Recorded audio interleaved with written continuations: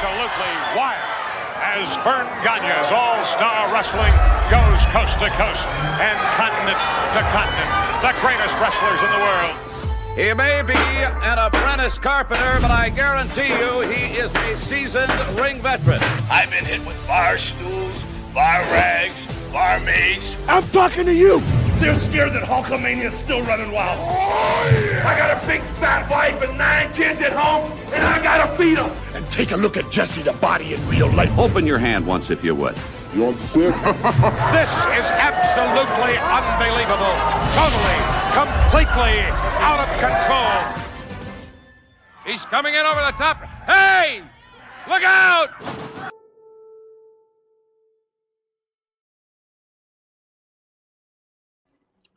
Good morning, good afternoon, good evening, everybody. Welcome into AWA Unleashed.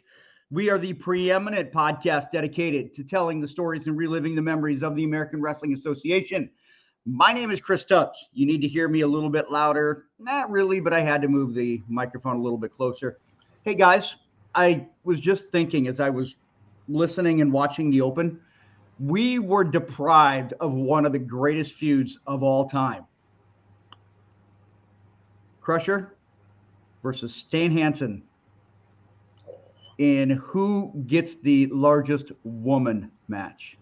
Because Stan Hansen's got a big fat wife at home, and Crusher loves women that are 350. I feel like we missed out. We did miss out. The wrestling world missed out. Quite obviously, there wouldn't be an arena in the world big enough to hold that match.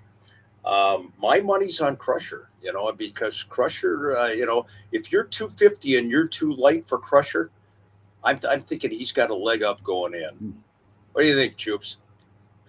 No, good thing Joe's got his microphone muted. Oh, good, because you didn't want to hear my thoughts on that one. I agree. Crusher all the way, of course. Love Stan Hansen, but I'm going to guess Wanda was a bigger and fatter version of Stan Hansen's so-called Wanda, wife. yeah. There's no question. Wanda had her own zip code. Yes. And for the record, just in case anybody, how about a worked tag match? Stan Hansen's wife and Stan Hansen versus Wanda and Crusher. A mixed tag rumble. A mixed tag. Yeah. Well, you would need to make it a 2-ring. There's no take the ropes down. Yeah. No, what I was going to say is, for the record, neither of their wives were 250, were 350. Stan's wife is actually very small and petite, and Crusher's wife was nowhere near a Wanda. Are you saying that this was a work of fabrication in the world of wrestling? Maybe. Fun fact, there's actually a town in southwestern Minnesota named Wanda. Well, and I used to live there. Population 350? The population wasn't even 350. Population was more like 100. So Wanda weighed more than the population of the city, and it's true. It's down, it's down around Wabasso and Lamberton and Sanborn and Redwood Falls, and it's real. Do you realize that we just lost our 3 viewers? Yeah, that's all right. We have somebody that comes in and they're like, "Well, this is when the show actually starts." Oh, I saw that. Yeah. So yeah. I'm like, you know what? Oh, God. We'll just, like Bonnie Raitt, we'll give them something to talk about. Just because, hey, people need to mark where the podcast is at too. Yeah. Sure. Yeah, this is Slick Mix Pix today. We're gonna go into kind of behind the scenes of some stories that you have, Mick. But first of all, we got to take care of some business, you guys. Fast forward to about the 8-minute and 17-second mark, because that's going to be the goal. 8:17. I'm going to mark that, and let's see how quick we can hit that. So we got about 3 minutes and 15 seconds mark to hit that with promotion. Okay. First of all, I'm going to put this. I still get this. If there are pictures and they are yours, let us know, because we want to give you full disclosure. We want to give you full credit, but these are Micks Pix, and I'm not going to put Mick's name on there because Mick's already up there, and we don't need to give him more publicity because he's getting the publicity now. Okay, second of all, what we're going to do is we're going to promote, got to do it, promote the pinfall membership. You guys, $5 a month. It's such a fun thing to do. We had a live chat a couple of weeks ago. Mike Moran from the Texas Hangman. Also, Lenny Lane did a run-in, and we might have more of them that are going to be involved. You get a letter from me. You get a sticker, a magnet. You get pictures from Mick. You get our exclusive pinfall interviews that are some are AWA, some are not AWA, and you get our watch-alongs as well. Plus, last thing here, guys, and I suppose I could slow down because I said we're going to go to the 8-minute and 17-second mark, and we are 2 minutes mark. We have a brand new store for Unleashed merchandise. Now, whether or not you want to buy it, you can be like me. I'm a Slick Mick guy. Always have been. I wouldn't say it to his face, but I'm a Mick Karch guy. So he's right there. He was a minute ago. Okay, now he's not. No, he's not there. Now he can't hear me. Go to TeePublic. We got shirts, mugs, phone cases, whatever you want. It's just really cool. A fun way to honestly just help support your favorite podcasters or us. I mean, let's be honest. You want to support your favorite podcasters. You can also support us too while you're doing that. I think that's it. And I'm about a minute.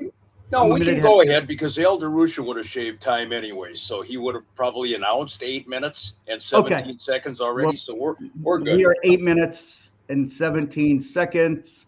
Mark. Okay. Micks Pix. Let's get into it here. Let's roll. What do we got for the first pick today, Chris? I don't know. This is a. Let's take a peek. Put the picture up, Chris, because I actually don't have my list specifically telling me what they are. So I'm going to be as surprised as the next guy. I'm just hoping Chris didn't get booted off the podcast. That was a very quick miscellaneous disappearance. Oh, there we go. Oh, there he goes. No, that's not Chris. But that is. Hi guys, I'm still here. There he is, right there. I'm still here. That was a quick disappearance. I do a lot of things quickly around here. Okay, bye. I don't want to know about your hand lotion and Kleenex. Hey, that is a great picture. Some of these pictures are going to be random. Some of them are going to be ringside, whatever. That is the late, phenomenal Dick Beyer. And the reason I put that up there is because that appears to be a Cauliflower Alley picture. And one of the rare moments when Dick the Destroyer, Dr. X Beyer, actually took his mask off, even at Cauliflower Alley Club, even during dinner. Dick Beyer would sit there with the mask, but by God, somebody caught him signing another mask for a wrestling fan. And Dick Beyer, of course, passed away a couple of years ago. Greatest masked man in the history of wrestling, no question. My only question there, Mick, is, I mean, he didn't look like he was like, no, don't take my picture. Maybe he was caught by surprise. But did the boys or the other wrestlers ever give him shit when he had his mask off? When he had his mask off, I think the wrestling fans in general gave him shit. Larry Hennig, of course, gave him shit when he would wear it at Cauliflower, and he would say, Dick Beyer, it's over. Take it off. But legendary Dr. X Dick Beyer, and I love that candid picture. What a tremendous guy he was. Wonderful. And let's move on to our next pick. Drum roll, Chris. There you go again. Talk about AWA camaraderie. And this, again, is from Cauliflower Alley Club. That on the far left is Reggie Parks, the late Reggie Parks. On the right, the late Rick Renslow. God, I hate saying the late. And in the middle, the late Kenny J. And Kenny has his award and I've mentioned this many times before. Cauliflower Alley Club gives awards out on 2 nights. Kenny was not scheduled to get his award until the second night, but he had his family and his brandy with him on the first night and loaded up in nervous anticipation of the award that they were going to give him, but he was a day early. So Kenny loaded up the gas tank 24 hours ahead of time, but God love him. And again, 3 AWA alumni, so, sadly no longer with us. I have to comment on Reggie Parks because he was known as a man with a cast iron stomach. He looked in phenomenal shape there, and he had to be in his 70s. Yeah, Reggie Parks always was in terrific shape. That's the one thing about Reggie. He was a physical fitness fanatic. I'm not sure that at this point in time he would have been able to have that Volkswagen bus right across his stomach, but he always, right to the very end, Reggie Parks, tremendous condition. Love it. Let's go on to our next Slick Mix Pix. There you go. That will take you back to 1988, I believe, summertime. Can't believe it's that long ago. That was at Wyndham Park in Northeast Minneapolis. I believe this was a PWA show, and we were doing a taping for Saturday night at ringside. And lo and behold, a tag team combination put together that day was Wild Bill Irwin on the left. And that, of course, is Lightning Kid at the time, then 1, 2, 3 Kid, then X-Pac, our friend Sean Waltman. And, I don't know how the team got put together. I think it may have been just one of those rammed deals because I don't remember any build-up to the tag match. But Bill looks great there, and look at the size of X-Pac. I mean, good grief, Sean. I can't look at that picture of Sean and not hear Wally's comment. So give us a little comment on the Lightning Kid. Yeah, he's okay in the ring. He can work a little bit, but it's the size, Mick. It's the size. The guy will never draw a dime in the business. Thank you, Wally, for your Kreskin, for your prognostication. I think Sean did all right for him. I think he did okay, yeah. Yes. All right. Moving on to our next Slick Mix Pix. I love this. Now, I'm guessing this is a pick from the Carolinas, I would assume. That is passenger is Jumpin' Jimmy Brunzell, who just recently celebrated his 75th birthday. Happy birthday to Jumpin' Jim. And that is Blackjack Mulligan on the right in the driver's seat. And, looks like autograph pads are being, handed either through the window or on the opposite side of the windshield or whatever. But again, I would assume this has to be in the Carolina territory. But what a great pick. Love it. At first glance, I thought that might have been Steve Dr. Death Williams on the right. Absolutely. Doesn't it look like him? Yeah. Big time. And then the other thing is it's like you always, social media has the blips in the universe. It looks like he's looking at his iPhone, but they didn't exist back in this day. That's interesting. Yeah, I don't know. I don't know how we explain that. Yeah, it does look like he's texting. Yeah. Or either that or he's looking to follow us on X or Facebook. I don't. Next pick. Next pick. Yeah. Let's move ahead. I don't think that was. I say like 2 words, and you're like, "Yeah, gotta move on. Gotta move on." You swore. You said the X word. Oh, that's true. Sorry. There you go. It was no, never mind. I'm just going to go to this one. Moving on to our next pick. We good? Oh, God. Legendary. That one means a lot. That was Atlanta, I believe 2011, and it was the NWA Legends Fan Fest. Harley Race on the left, Bobby the Brain Heenan in the middle, and of course Nick Bockwinkel on the right. And I've told this story before too. Bobby was late in getting to the event, and I happened to run into Nick, and Nick says, "Have you seen Bobby?" And I said, "No, he's not here yet." And spontaneously, Nick got all choked up and he said, you know, the poor guy, he's struggling to talk. We can hardly understand him now anymore. And what a pity that this guy who was so brilliant and made so much money and made his living by talking and cutting promos is going through this, the throat cancer situation and part of his jaw removed. So Nick was legitimately quite emotional before Bobby got to the event. When I see this pick, the first thing that pops into my head, 3 of truly the greatest that this business has ever shared with its fans. No doubt. Just no denying those 3. Okay, what do we have next? Let's take a look. Drum roll as Mr. Tubbs puts up. Now there you go again with Harley Race. This picture in AWA history is legendary. It was Larry Hennig and Harley Race against the Crusher and Dick the Bruiser. And that's Harley in his early years working over Crusher. The referee is Tiny Mills. And Tiny Mills started that match as a referee, and this goes back to 1965, January 17, 1965. Tiny was injured during the match and was replaced by referee Vern Gagne. Vern came into the ring and I guess played a role in Crusher and Bruiser retaining the championship that night against Larry Hennig and Harley Race.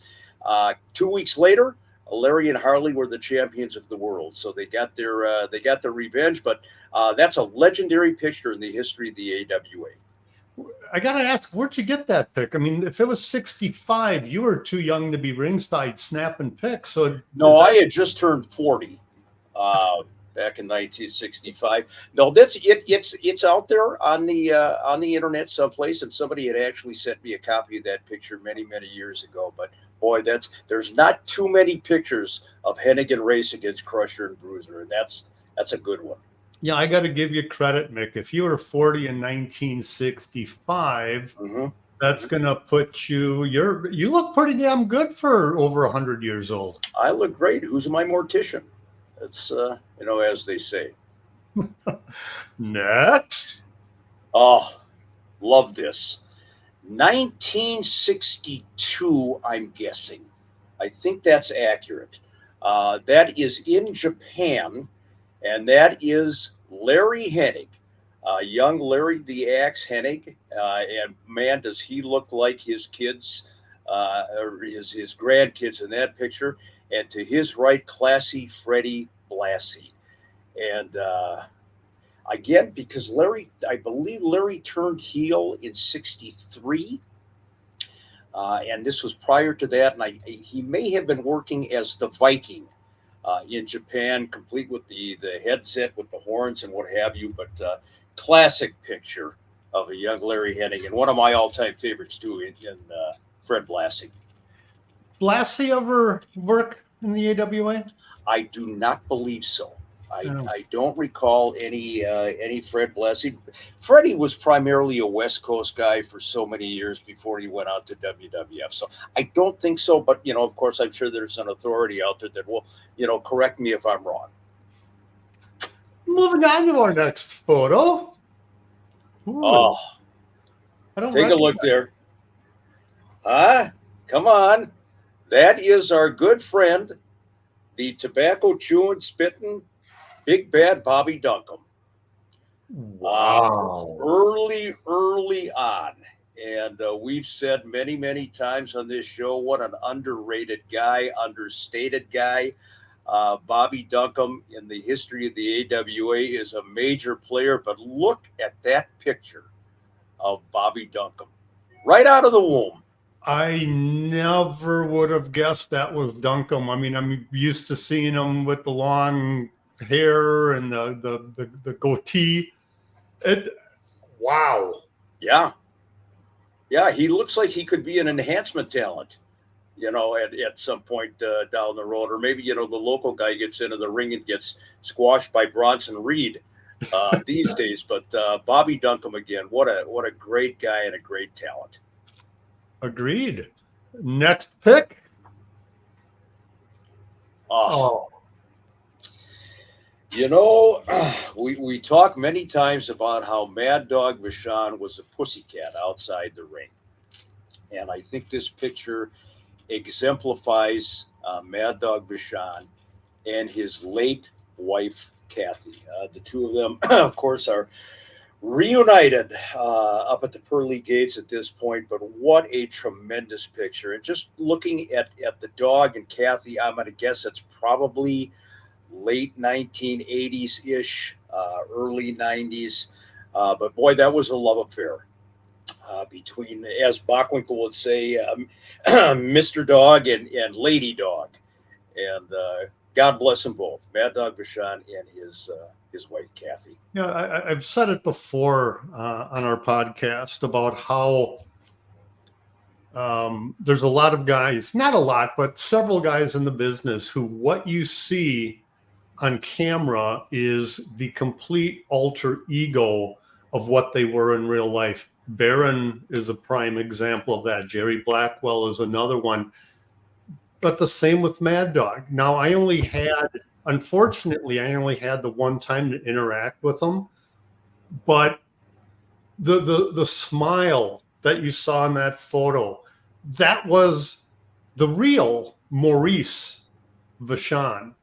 That the Mad Dog was, even when the cameras were off, the Mad Dog was curled up in a corner, and well, I shouldn't even say that. He was just that happy-go-lucky dog with his tongue wagging out in a ball play. That was the real Maurice Vachon. No question about it. And the first time I had Mad Dog in to do Saturday night at ringside, first thing he says to me is, "I think you should apologize." I said, "For what?" "For everything I've ever heard about you." And that's how I met him. Of course, I did apologize to the dog quite profusely. Well, you didn't want to get rabies. Well, that's true. Or use me as a fire hydrant. Next photo. I love these. Now this is part one of this photo. And that is you can see he's got the military background, his service to the country. That is a man, his given name, Americanized, was Edward Bruce. Edward Bruce, keep that picture in mind. Let's go to the next picture if we can, Chris. And we will take a look-see at Edward Bruce. That's Edward Bruce on the top. That is Ivan Kalmykov. So it appears to me that that's a Navy picture, the previous one of Edward Bruce. And now we have Ivan Kalmykov, the hated Russian, along with his brother, Karl Kalmykov. Yet another amazing transformation in wrestling, where you can change heritage, country, everything else on a dime. And Edward Bruce turned into Ivan Kalmykov, legendary wrestler, and then manager of the Mighty Igor. The Kalmykov wrestled as a tag in the AWA? Absolutely, they did. They were the AWA Tag Team Champions, as a matter of fact, in the early 1960s. They had been here in the Minneapolis territory before it was AWA in the 1950s. But yes, Ivan and Karl Kalmykov, of course, they were not real brothers. Hard to believe in the wrestling world. But what a transformation again. Only in wrestling. It's a gimmick. Oh, now this one, I wanted to kind of exemplify or amplify the relationship I had with Nick Bockwinkel. Now this is I believe it was a greeting card that I got from Nick, 1975. I think that is on the postmark, and on the back he has put "Sealed with a kiss, your ass," and. For no other reason but shits and giggles. I don't know why Nick didn't say "seal with a kiss my ass," but he actually, that was the love affair and the wonderful, heartfelt relationship between Bockwinkel and I. You can imagine how my wife felt my wife at the time when she got when that arrived in the mail, and sealed with a kiss, your ass. Well, thank you, because I did not want to have to Google SWAK. So thank you for explaining that to me, because I was like, I don't know what SWAK is. So thank you. But yes, your ass instead of my ass. So I'm not quite sure what, if Nick was being complimentary, if he was coming on to me. I'm not quite sure what happened there, but yeah, that's typical of the correspondence I would get from Mr. B. One thing about Nick that I got to add is, we've discussed it before. Nick could, shall we say, ramble on, much like the three of us can do on this podcast. Nick could ramble on, but damn, he was a funny son of a bitch too.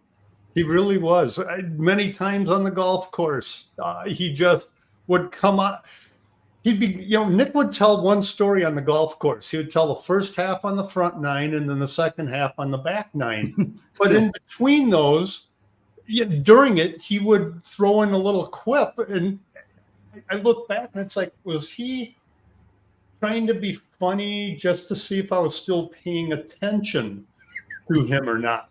And of course I was, but it's like, Nick, beer cart. Come on, get over here. I need one if I'm going to ride the cart with you for the next 16 holes. God bless him. I think Nick is probably somewhere still talking. He's still putting over the Leneve Financial Group.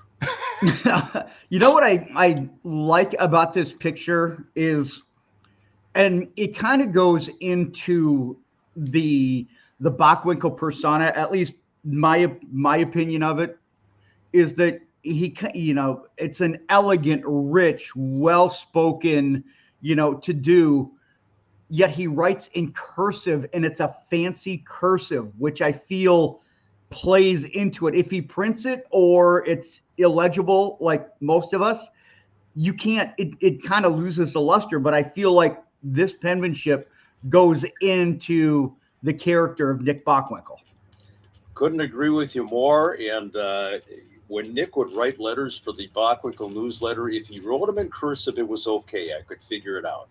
If he was typing it on an old Royal typewriter at 3 a.m. from some motel in Green Bay, you couldn't make you wouldn't have any idea.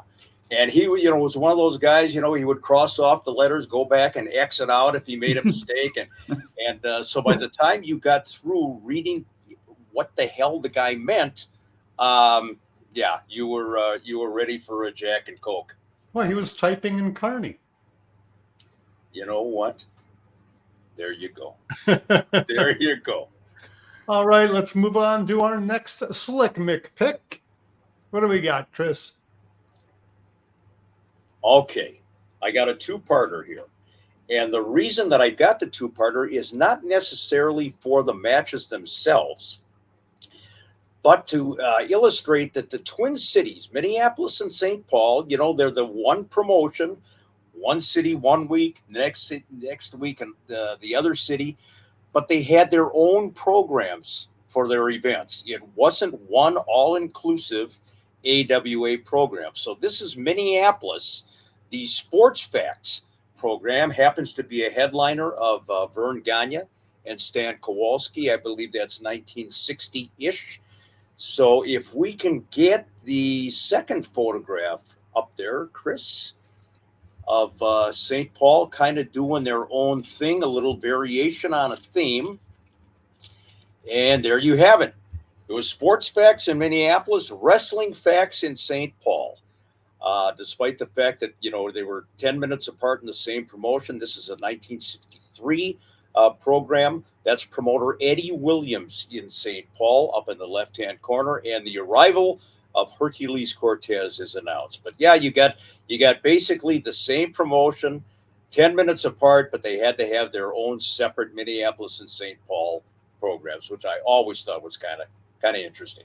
So were those programs like one pagers, or was it a 4-pager? They were a 4-page program. And then into the 1970s, they decided to change the format where the AWA, it was one program where they would put an insert in with the lineup and send it all over the country. Same program. Though that's the one that I remember. But my thought is, I mean, I do graphic design stuff. I've done programs and so forth. And today it's a lot easier to do. Back in the 60s, I mean, that's all typeset. Yeah. So the effort that was put into that on a monthly basis, they were running monthly back then. So yeah, well, they were almost running weekly. I mean, between the two of them going back and forth.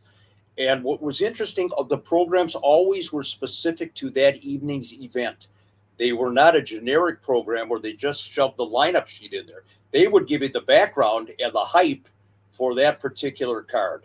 So that was, different era. Yeah, great stuff. That's what impresses me is that, again, doing that in the old typeset method, that's impressive. Yeah, the amount very of much work so. and energy and money that Vern would have put in to get those produced.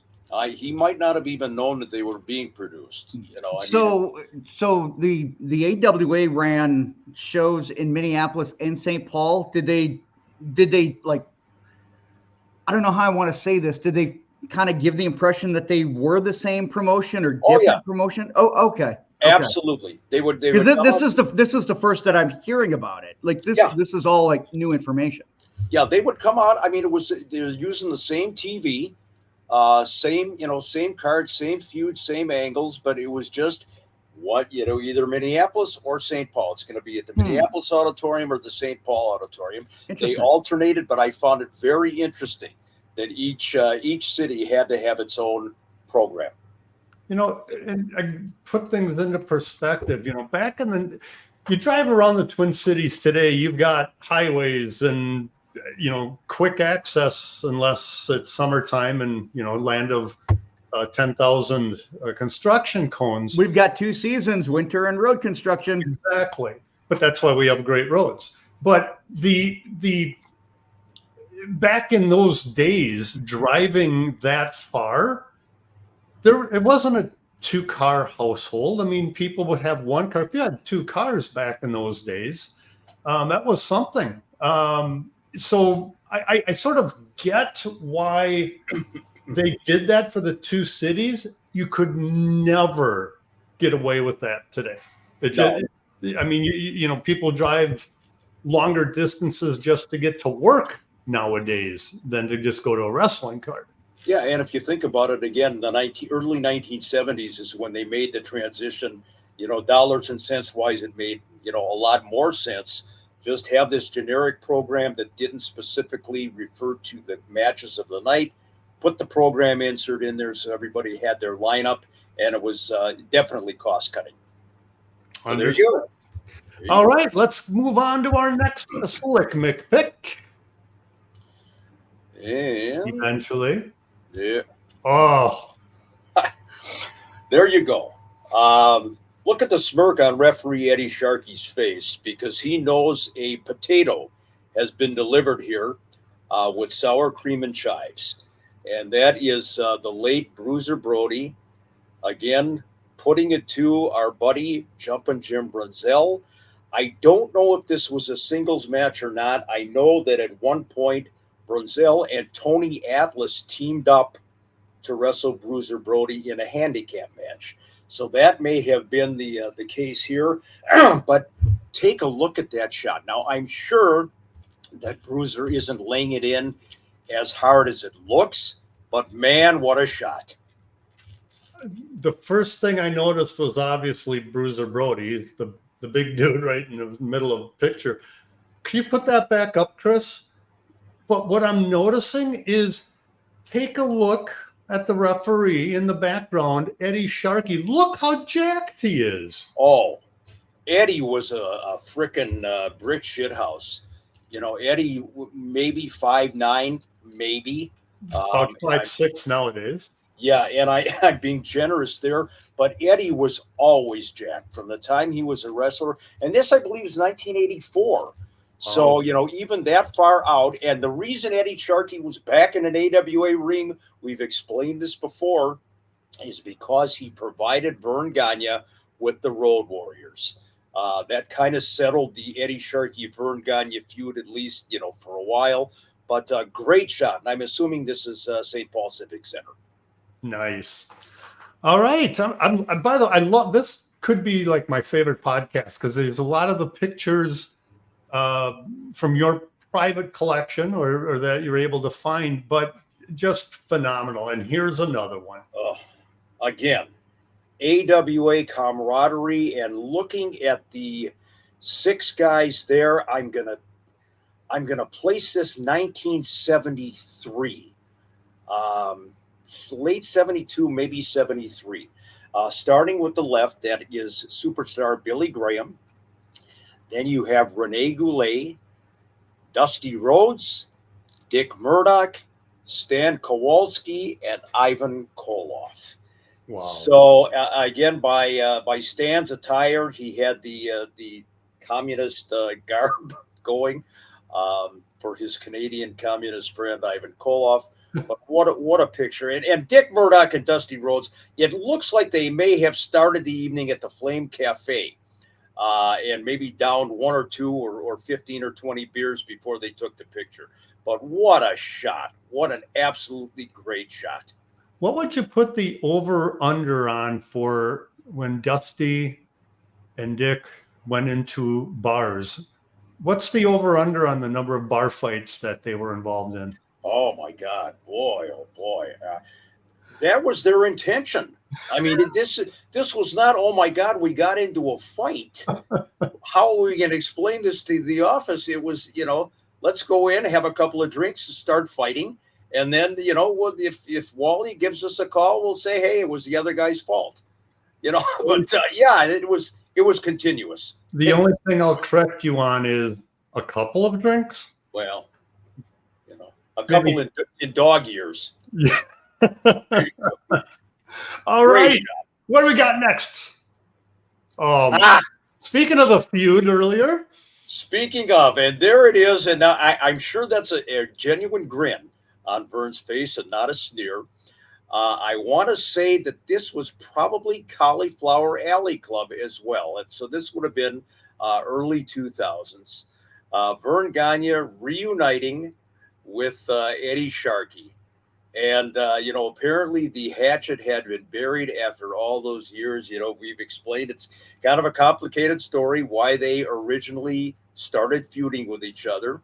Up to and including Eddie going down to the Dykeman Hotel wrestling office with a revolver and shooting up the window. Thank God it was on a Sunday, so nobody was inside the office, but all was forgiven in 1984 when Eddie provided the Road Warriors, and then this picture again, probably 20 years after that. Love that shot. You may have said it before, but did Eddie get charged? And actually, let me back up. How do they know for sure that it was Eddie? There was no question. And to this day, Eddie doesn't deny it. It's a badge of honor with Eddie. He'll say, oh, yeah, I went there and I pulled out the gun. Eddie doesn't hesitate. And according to Dixie Jordan, Eddie's ex-wife, the office knew damn well that it had been Eddie that did it, but they did not pursue any charges or anything else. I think they just replaced the windshield. So there you go. Window. The world of professional wrestling, the history of just yeah, you wouldn't believe it if it wasn't wrestling. And there's a great shot.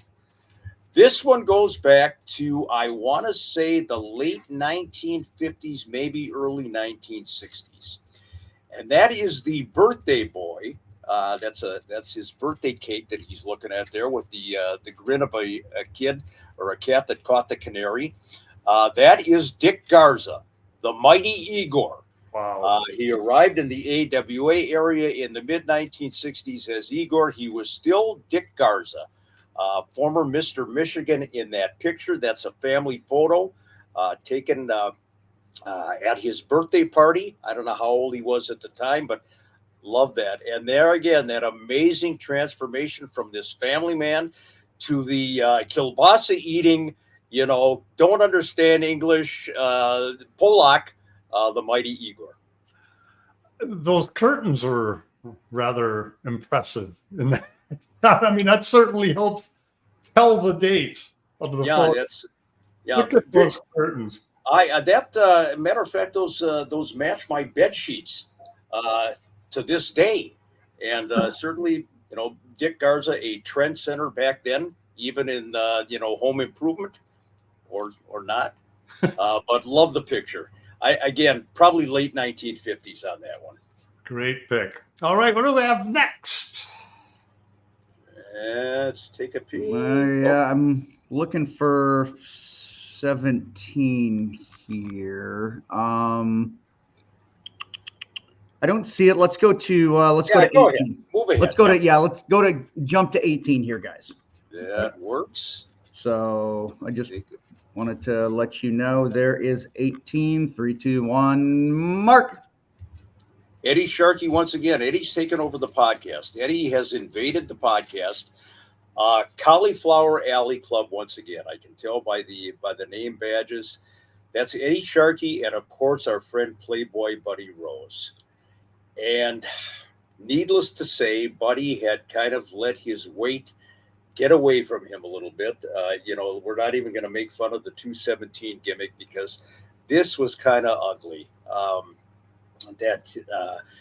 Whatever the reason, whatever the demons were, Paul Pershman, Buddy Rose just kind of let himself go. And I don't recall the interaction between Eddie Sharkey and Buddy Rose, other than the fact that Eddie probably refereed some of their matches in the mid 1980s. He and Doug Summers and what have you. But again, it's kind of a melancholy picture for me because that was one of the last times that I saw Playboy Buddy. Wow.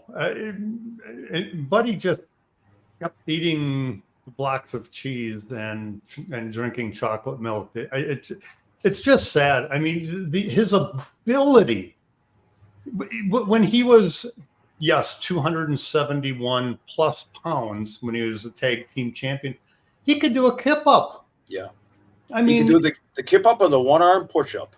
Exactly. Just think if he would have kept himself in shape, what he could have done. Oh God, I could just wring the guy's neck. It's such a loss because he's another guy that if he was still here, like Kurt Hennig, he would probably still be involved in the business in some behind the scenes capacity. But that's a pretty telling and stunning picture of Buddy Rose, and I'm guessing you're probably 21 years ago.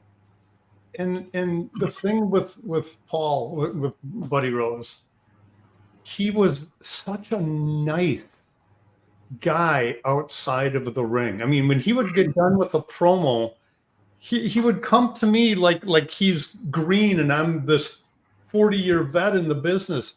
Was that promo okay? And it's like, what the hell are you asking me for, dude? You're the pro. I've been in the business for about 2 years, but that's just the way Buddy was. At least that's how he treated me. Just always a nice guy. Wasn't the I weigh 217-pound large man that he was portrayed himself in the ring. Just another sad instance. Let's move on to the next pick. What do we have, Chris? Did we find 17? There we go. 1988 at the Minneapolis Auditorium, the final show for the AWA at the Minneapolis Auditorium, and that's two great friends. Red Bastien on the left and our good buddy, Ray the Crippler Stevens on the right. And again, we talk a lot about the camaraderie in the business. It didn't get any closer than Red Bastien and Ray Stevens. Ray could have used a longer tie, but I mean, outside of that, look at now, they both got a beer in their hand, and that was very commonplace, shall we say, when the two of them got together. 1988, yeah. That's pretty cool. Ray Stevens kind of looks like the Dilbert cartoon with like facial hair. Oh boy, I'll never look at that picture the same way again. And I've said it 100 times, and I'll say it every single time I see a picture of Ray. I just hear that laugh, Guttural. that deep guttural Yeah. laugh that just always made me smile, and it still makes me smile to this day. And you wouldn't find a nicer guy anywhere than Red Bastien. Agreed. Super guy. All right, let's get move on to the next pick. Oh, Okay. man.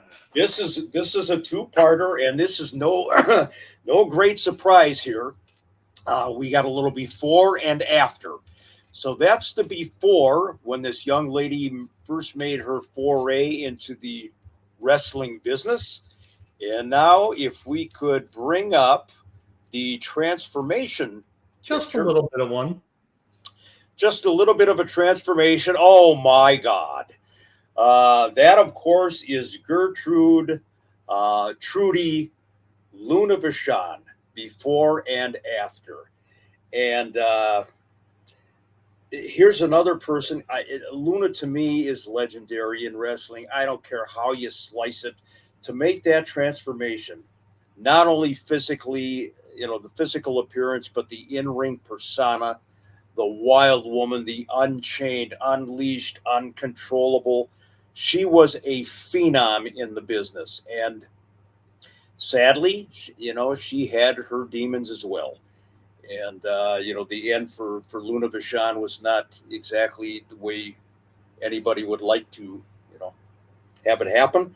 I remember when she was inducted at the Cauliflower Alley Club in the 2000s, I remember getting all teary-eyed and basically saying from her heart, I can't believe that somebody like me is being honored by the Cauliflower Alley Club. So she always had that self-deprecating view of herself, and sad, but what a talent.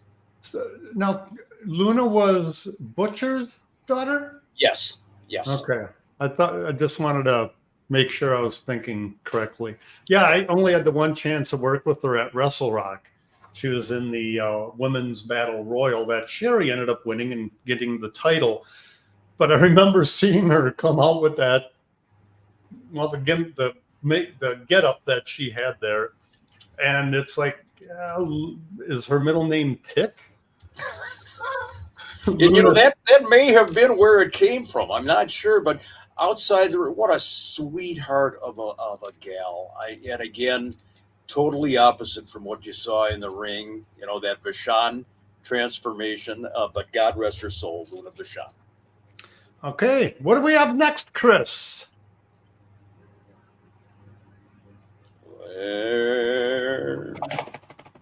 Wait a minute. Oh. Greatness in One Picture. And I don't know if this one was from Japan or not. I'm not sure. But that looks like the two of them in the prime of their career. Nick Bockwinkel and Harley Race. There isn't enough screen to encompass all the greatness that is encompassed in that twosome right there, Joe. What I look at that, and the first thing that pops to my mind is I would have loved to have seen an actual match between the two of them. Yeah. How phenomenal! I'm guessing it did happen in other territories, Mick? I believe so. And they, of course, in this picture, they were tag teaming in Japan, I believe. So, Okay. yeah, they were on the same side of the fence. But, yeah, can you imagine Nick Bockwinkel and Harley Race? I mean, again, I'm a Bockwinkel mark, but I'm also a Harley Race mark. And you cannot emphasize enough the sheer greatness of these two wrestlers. I mean, I'll go one step further. And if the promoters back in the day could have gotten their heads out of their ass with their insistence that my guy goes over, your guy goes over, the draw that match would have had in the 1970s. No doubt at double disqualification or a double count out or something, because that's the way the promoters got around those heavyweight matches between the two superstars from opposite promotions. But Well, legendary. I'll take it one step further. Rather than just a match, but to have had that angle run for a good 6 months, 8 months, and then pay it off with a WrestleMania type. I mean, and give the strap to one of them, and then you could continue the feud for longer. They were that flipping good. That's what dreams are made of, buddy. Yes. All right. What do we have next, Chris? And there we go. Another Harley Race and Larry Hennig. And I'm dating myself again. If you did not see Larry Hennig and Harley Race as a tag team when they were the champions in 1965, 66-ish, you missed one of the greatest tag teams of all time. And I am not using superlatives. I'm not just, this was such a phenomenal tag team. And sadly, that old 1960s footage of Hennig and Race is non-existent anymore. I know that later on in both their careers, they teamed up in Japan. By that point, it was the twilight of their careers. But this is a friendship. This is a family-type friendship that existed between Larry Hennig and Harley Race for years, up to, the point where each of them passed away. It was just, they were inseparable. Great, great friends. I compare that photo to a photo of Vern and Larry that we've shown. Yeah. And in the picture with Vern, you could tell Larry wasn't exactly happy to be in it. In that picture with Harley, he was all smiles. Oh, God, they loved each other. And what a tag team. Again, I don't mean to beat a dead horse, but you really missed greatness with Hennig and Race. Okay, speaking of greatness, what great photo do we have next? Oh, man. This is one of my favorite pictures, not only from just because I was such great friends with Stan Kowalski, but there you have the very first AWA World Tag Team Champions. And I believe in this picture, they were actually known as the NWA International Tag Team Champions. That is Stan Kowalski, yes, Stan with the gimmick hair on the left, and Tiny Mills. And again, when you're talking history in the AWA, these two were the very first. They were proclaimed the AWA's first tag team champions back in 1960. They had already teamed up, on a worldwide basis, literally. So they had that experience working together before they came to the AWA, but legendary again. And nothing fancy. Well, I'm noticing the trophy. Can you put that back up, please, Chris? I'm noticing the trophy. Did the tag team champions get a trophy? I know, and I'm not sure that that's the same one, but in the AWA, yes, in the early days of the AWA, they did have a trophy that they had, and I think that even preceded tag team belts. I think at one point there was a combination of both the trophy and the belts. Now, I'm not sure if that's probably not the AWA one. That's probably the international trophy. But yeah, they didn't even break it over anybody's head. Can you imagine that back in the day as an angle? But Stan Kowalski and Tiny Mills. Oh my God! Wow. I love these. Chris, what have we got next? Oh, there you go. There you go. Today we have the American Nightmare, then we had the American Dream. Oh, wow. And that is Dusty Rhodes. Now, I don't know if that's Dusty's high school graduation picture or collegiate picture, whatever. But yeah, folks, there he is. You can, if you have any doubt, look at the eyes. Yep. There is the American Dream, Dusty Rhodes, early on, and what a sensational picture that is. Wow, you can see his boys in that in that face. This earlier version of Dusty. Of course, Dusty, he still looked the same, but he ballooned up a little bit. Where the boys have kept their physique as they got older. Chris just messaged us and said that Dusty is 23 in that photo. I think Chris. Oh no, I meant he was picture 23. Oh, okay. He was picture 23. Okay. But he may have been 23. May have been 23. Yeah. It may have been. So we got a couple. Who's going to more. tell me that? Who's going to tell us that we're wrong? Everybody. Oh, I'm sure there'll be someone out there. Yeah, there'll be at least one guy. Yeah, authorities out there. All right. All right, what do we got next? This is picture 24. These guys are not 24. Maybe they've had 24 beers, but they're not 24. You know, and there you go. And Joe Chupik, this one was kind of for you, my friend. That is Crusher and Bruiser, of course, or Bruiser and Crusher if you're going left to right. An awful lot of beer bottles in front of them. You had mentioned on previous podcasts that Crusher's actual drink of choice was wine. But I, have a feeling he imbibed in the beer every once in a while, and that's Crusher and Bruiser. And judging by their appearance, I'm going to say mid 1970s. I don't know if that was in the States or in Japan, but you talk about two of the toughest guys that ever walked the face of the earth, let alone a wrestling ring, Dick the Bruiser and the Crusher. Yeah, I think it was later in his life that he enjoyed wine more than beer, but I don't know. I know I was just told that Crusher preferred wine, but I also prefer vodka, but put something in front of me and I'm not going to let it go to waste. No, not to say beer to wine, you'll be fine. Exactly. What's next, Chris? All right, this is the last one here, guys. This is the last Picture picture. 25, not age 25, just to be clear. Oh, look at that. I don't know how old this guy was in this picture, but that is the future GOAT, Mr. Bockwinkel. Wow. As a youngster, a young Nick Bockwinkel, when he was growing up in St. Louis, judging by the gap in the front teeth there, I would say Nick was, what do you think? Maybe 9, 10, maybe, if that. But again, just love the shot. Tall oaks from little acorns grow, and there you got the future heavyweight champion of the world.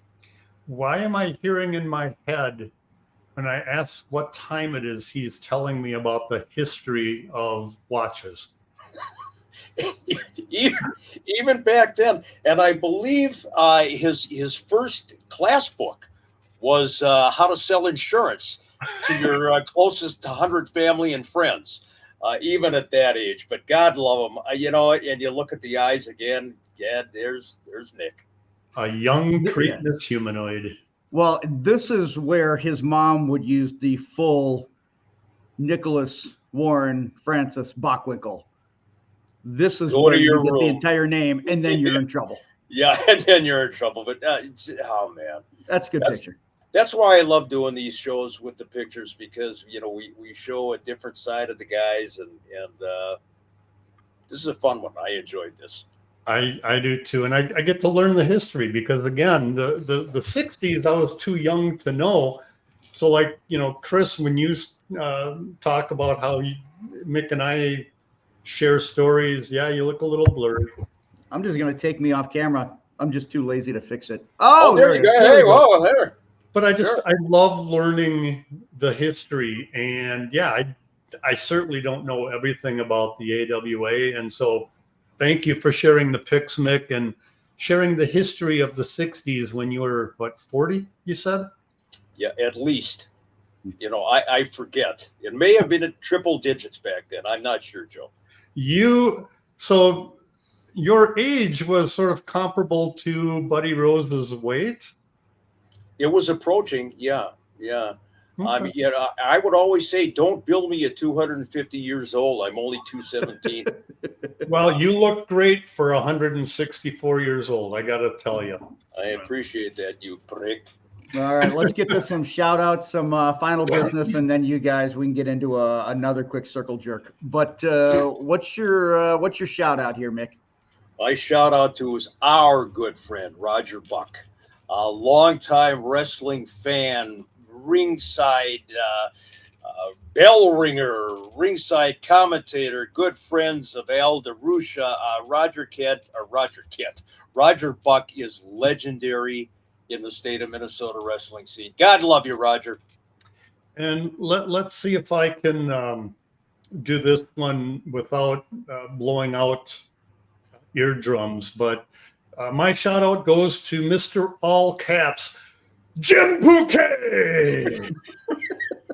Jim Love, loyal listener, and good guy, nice guy. To submit emails and so forth in all caps. So from here on out, we will have to refer to him as Jim All Caps. Okay. He'll love got it. a new gimmick, Jim. Yeah, Mr. Caps Lock. And I'm going to go with Chris Rich. Always responsive and supporting online at our Facebook page. If you want to become a fan of ours on Facebook, AWA Unleashed Fans. It's a fun place for a little interaction between everybody. If you want more interactions, become a Pinfall member. Please. For $5. For $5 a month, you can help your poor, downtrodden favorite podcasters, or Joe and Mick, whichever one you prefer. You'll get some pictures from Mick. You'll get a personalized letter with a sticker and a magnet that I'll throw in there for you. You get access to the podcast a day early. You get our watch-alongs, which is basically Mystery Science Theater 3000 with a wrestling spin. You'll get the exclusive interviews. You get our live streams once a month, which may or may not include run-ins, because we had Mike Moran, Texas Hangman Killer, Mike Richards, Lenny Lane popped into the last one as a run-in. So a lot of fun things for members. And we've got things that we're going to be promoting, and they're not going to be on the normal YouTube channel. So just full disclosure, if you're like, well, how come it isn't going to be posted on the regular YouTube channel? We have things that we are going to do, but they're going to be loose AWA connections, or they're not going to have any AWA connections. And we're going to put those on our Pinfall members. And for $5 a month, like, you get access to everything that we have. And I mean, I think it's well worth it, honestly. $5 a month. You're not going to get more from anybody's Patreon than you will for us. $4.99 price point. You can't beat it, guys. You really can't. There's a serious pitch, not a fun haha. Like, it's really good stuff. I'm really proud of what we offer. Absolutely. Yeah, great job. And yeah, we're not kidding around this time. You know, we joke about the $4.99. That's a hell of a deal. Come on. And you're right, Chris. We got some things coming up. They're going to even expand what we're already doing. And this is a fun ride. So as we finish this show, Mick, I can't help but, first of all, again, thank you for the photos and the history lesson. But I got a question for you. Mm-hmm. At your mid-triple digit age, or whatever the hell it is, how big is that effing cake on your birthday to fit all those candles?